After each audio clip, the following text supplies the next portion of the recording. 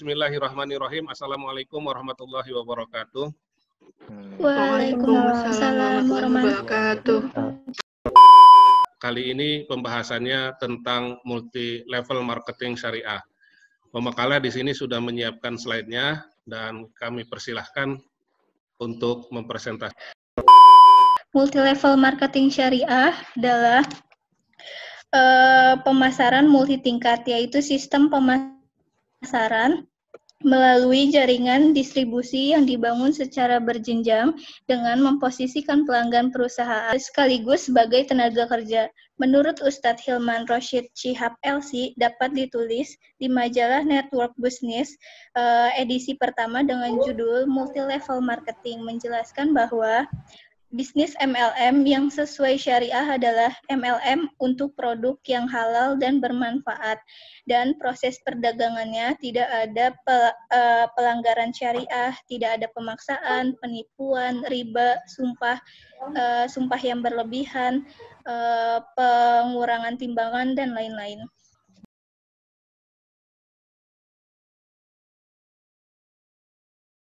Selanjutnya yaitu mengenai perbedaan MLM syariah dengan MLM konvensional.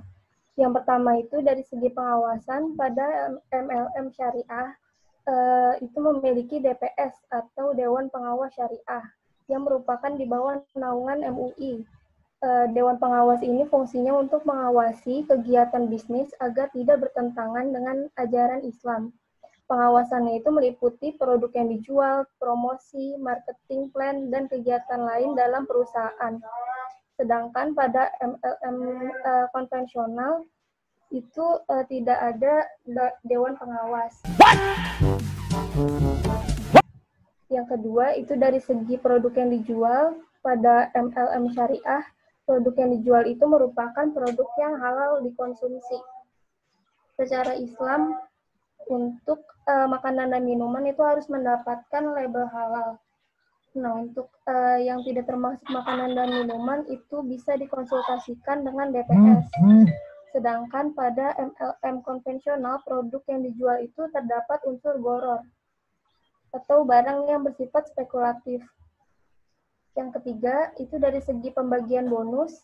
Pada MLM syariah, pembagian bonus dan marketing plan-nya itu harus terbebas dari hal-hal yang diharamkan seperti judi, gharar, dan riba. Sedangkan pada MLM konvensional, pembagian bonus dan marketing plan-nya itu tidak seimbang gitu antara keuntungan dengan tenaga yang dikeluarkan. Yang terakhir itu dari segi tujuan atau orientasi bisnisnya, pada MLM syariah, orientasi bisnisnya itu untuk menjual produk, bukan untuk merekrut anggota. Sedangkan MLM konvensional orientasinya itu merekrut anggota, yang mungkin akhirnya terjadi praktik money game. Selanjutnya akan dijelaskan oleh Nur Azizah.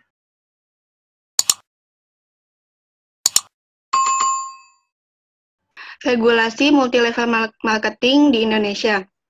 Di sini terdapat dua perbedaan antara regulasi konvensional, regulasi MLM konvensional dengan regulasi MLM syariah. Berikut ini adalah keputusan dan peraturan Menteri Perindustrian dan Perdagangan yang menjadi pengatur dan menjadi dasar bisnis multi-level marketing.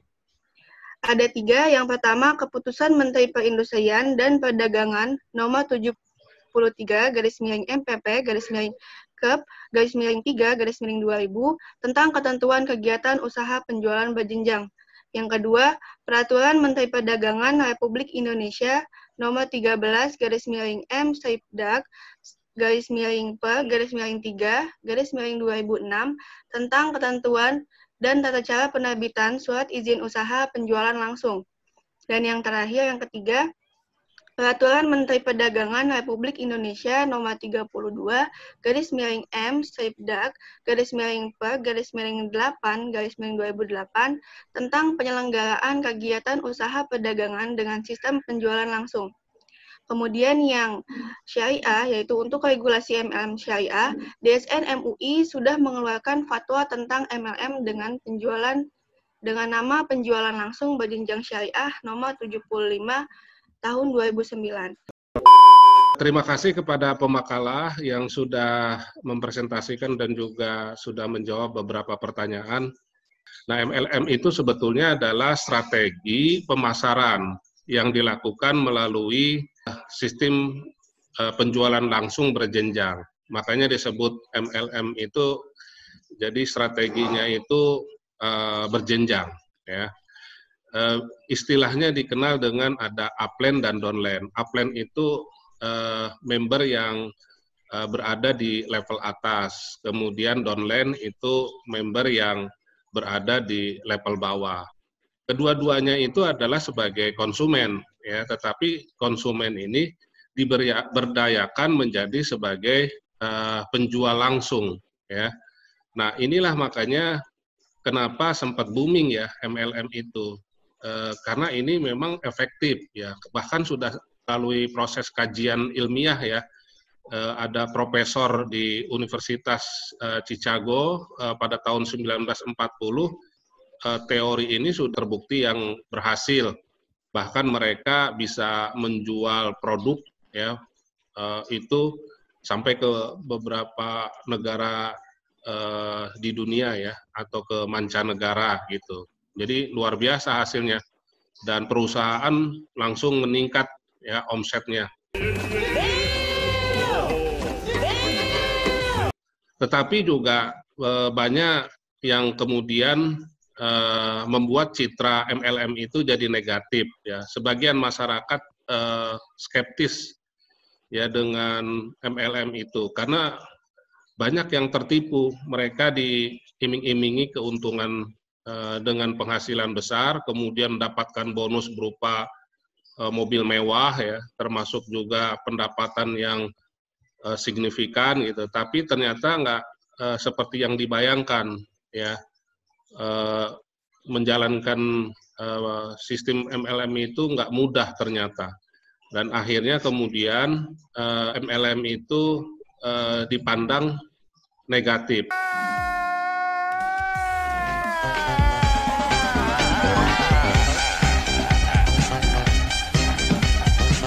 atau dipandang MLM itu merugikan banyak downline ya, karena memang mereka perusahaan-perusahaan fiktif yang sebenarnya dia tidak menjual produk secara langsung kepada konsumen, tapi ini money game ya. Contohnya tadi dia direkrut ya dengan menyetorkan sejumlah uang sebagai anggota yang baru masuk gitu ya.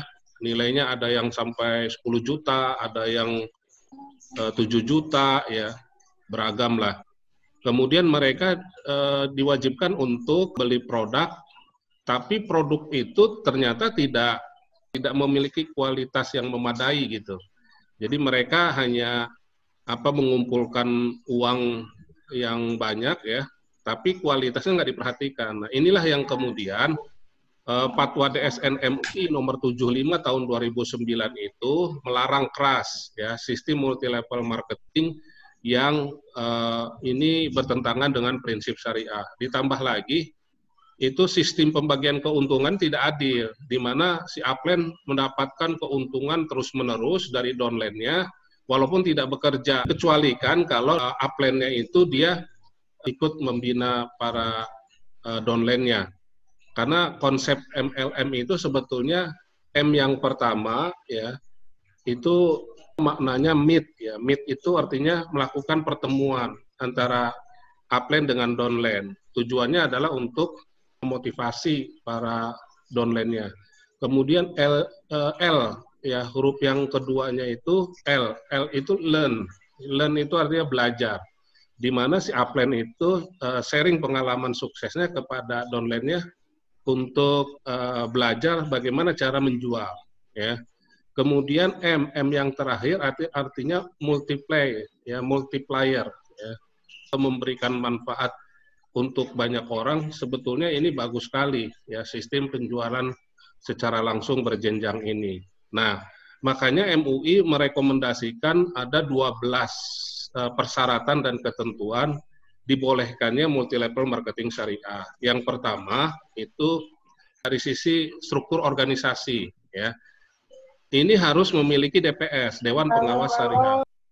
Nah, DPS ini itu tugasnya adalah mengawal agar aktivitas yang dijalankan oleh perusahaan MLM ini sesuai koridor syariah. Misalnya, akad yang digunakan untuk transaksi ini, apakah menggunakan akad mudharabah atau murabahah. Nah, ini opini syariah itu hanya bisa dilakukan oleh pengawas syariah. Tadi ada yang bertanya, apa boleh kalau ada MLM yang tidak memiliki Dewan Pengawas Syariah? Ya tentu tidak. Jadi kalau tidak ada DPS-nya ya itu tidak mendapatkan sertifikasi syariah dari DSN. Ya, bisa dipahami ya. Kemudian yang kedua itu dari sisi produknya itu harus halal dan thayyib. Ya. Ahadnet itu menjual dari mulai makanan dan minuman yang bernutrisi, vitamin, suplemen, ada juga termasuk kebutuhan sehari-hari, misal kayak sabun mandi ya, ataupun perawatan wajah ya, atau untuk perempuan misalnya kayak alat kecantikan dan segala macam ya. Kemudian juga ada Keling ya, perusahaan MLM dari Malaysia. Keling itu bagus, ada yang terkenal namanya propolis ya. Nah, itu untuk kesehatan jantung, kemudian apalagi kanker ya. Biasanya orang stroke juga bisa mengkonsumsi Keling itu. Ya, propolis ya maksud saya. Kemudian juga ada CNI. CNI itu udah terkenal dari dulu ya. CNI juga berbagai macam produk tuh. Kemudian ada lagi yang MLM syariah lainnya, ada apa lagi? UPO. UPO ya. UPO itu juga sama, produknya lengkap juga. Perusahaan multi level marketing syariah itu di Indonesia sudah memiliki landasan hukum yang kuat. Buktinya adalah adanya fatwa DSN MUI nomor 75. Kemudian regulasi yang dikeluarkan oleh pemerintah itu peraturan nomor 73 tahun 2000 ya. Kemudian peraturan Menteri Perdagangan ya, itu nomor 13 tahun 2006 ya. Kemudian juga peraturan Menteri Perdagangan nomor 32 tahun 2008 ya. Selama ini negatif terhadap MLM itu karena ketidakpuasan akibat ulah oknum segelintir orang yang menyatakan bahwa MLM itu ya penuh dengan tipu-tipu gitu ya, atau money game gitu. Padahal sebetulnya enggak. Kalau itu mengikuti sesuai dengan rekomendasi MUI itu tadi. Ya. Kemudian yang harus dipatuhi juga itu tidak ada unsur riya, ya hura-hura gitu. Jadi kalau misalkan dia dapatkan bonus yang besar ya, ataupun dapatkan komisi yang besar, itu tidak untuk pesta pora gitu ya. Gitu. Karena situasi kondisi masyarakat masih banyak yang kekurangan.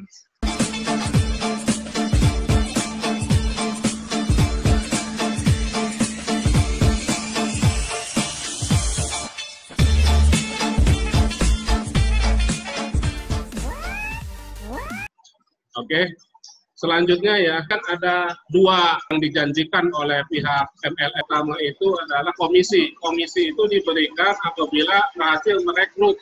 Ya. Sementara bonus itu dihasilkan dari penjualan produk. Baik teman-teman, saya kira cukup ya. Sekian, terima kasih. Wassalamualaikum warahmatullahi wabarakatuh.